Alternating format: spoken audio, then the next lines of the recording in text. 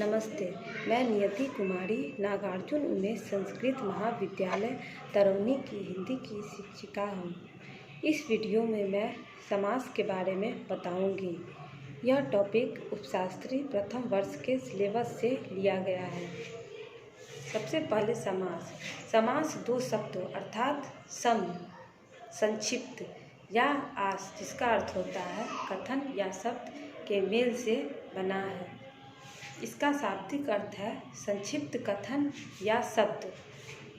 दो या दो से अधिक पदों के मेल से बने पद को समास कहते हैं। इसमें विच्छेद नहीं बल्कि विग्रह होता है। समास में शब्दों का संक्षिप्तीकरण किया जाता है। समास के नियमों से बने शब्द को समस्त पद या सामासिक पद कहते हैं। समास रचना में प्रायः दो पद होते हैं। पहले को प्रथम पद और दूसरे को उत्तर पद कहते हैं। जैसे राजपुत्र। राजपुत्र में राज पूर्व पद है और पुत्र उत्तर पद है। इसके समास के 6 भेद माने जाते हैं। सर्वप्रथम अव्ययी भाव समास, जिसे पूर्व प्रधान समास कहा गया है।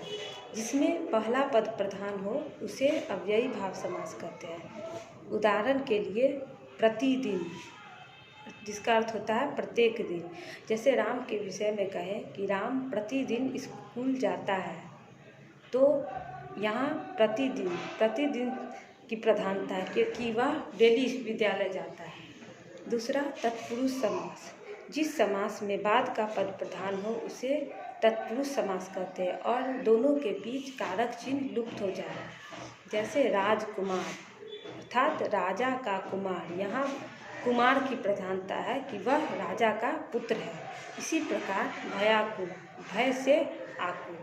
तीसरा कर्मधारय समास, जिसका उत्तर पद प्रधान हो तथा पूर्व पद व उत्तर पद में उपमान उपमेय की तथा विशेषण विशेष्य संबंध हो। जैसे चरण कमल, कमल के समान चरण। यहाँ कमल उपमान है। यहाँ उत्तर पद अर्थात बाद वाले पद की प्रधानता है और चरण और कमल के बीच उपमान उपमेय संबंध स्थापित हो रहा है, इसलिए ये कर्मधारय समास है। चौथा द्विगु समास। जिसका पूर्व पद संख्यावाचक हो उसे द्विगु समास कहा जाता है। जैसे दोपहर, दो पहरों का समूह।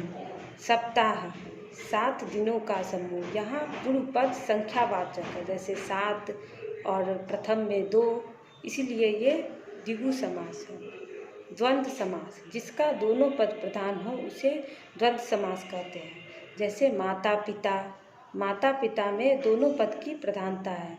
किसी भी मनुष्य के लिए माता और पिता दोनों बराबर होते हैं, इसीलिए ये द्वंद्व समास है। इसी प्रकार भाई बहन, भाई और बहन। बहुव्रीहि समास, जिसमें कोई पद प्रधान नहीं हो तथा दोनों मिलकर किसी अलग अर्थ का निर्माण करता हो।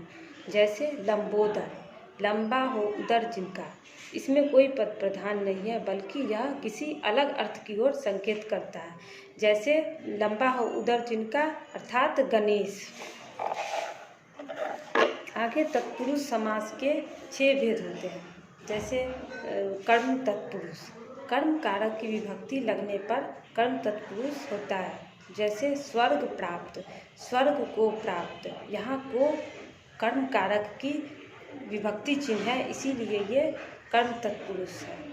जैसे चिड़ियों को मारने वाला, चिड़ीमान। यहाँ भी कर्म कारक की विभक्ति लगी हुई है। दूसरा कर्म तत्पुरुष। कर्म कारक की विभक्ति लगने पर कर्म तत्पुरुष होता है। जैसे आचार कुशल, आचार से कुशल। यहाँ से कर्म कारक की विभक्ति है। तीसरा संप्रदान तत्पुरुष। संप्रदान कारक की विभक्ति लगने पर संप्रदान तत्पुरुष होता है। जैसे देशभक्ति, देश के लिए भक्ति। रसोई घर, रसोई के लिए घर। यहाँ के लिए संप्रदान कारक की विभक्ति है। आगे अपादान कारक। अपादान कारक की विभक्ति लगने पर अपादान तत्पुरुष होता है। जैसे नेत्रहीन, नेत्र से हीन। धर्म भ्रष्ट, धर्म से भ्रष्ट। यहाँ से अपादान कारक की विभक्ति है। संबंध तत्पुरुष। संबंध कारक की विभक्ति लगने पर संबंध तत्पुरुष कहलाता है। जैसे राज दरबार, राजा का दरबार। अन्नदान, अन्न का दान। यहाँ का संबंध तत्पुरुष संबंध कारक की विभक्ति लगी हुई है। आगे अधिकरण तत्पुरुष।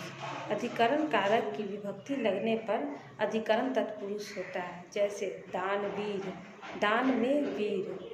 गृह प्रवेश, गृह में प्रवेश। यहाँ में अधिकरण कारक की विभक्ति लगी हुई है, इसीलिए ये अधिकरण तत्पुरुष है।